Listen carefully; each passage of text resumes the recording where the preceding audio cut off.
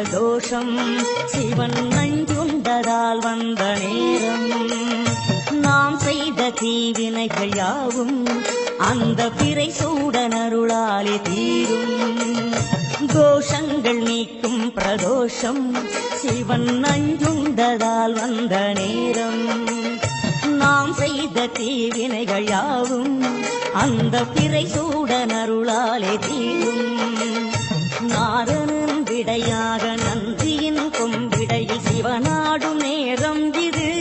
சிவன் வரும் சுகமான நேரம் இது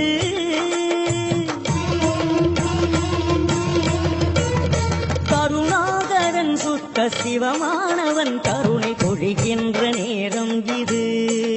வரம் தருகின்ற நேரம்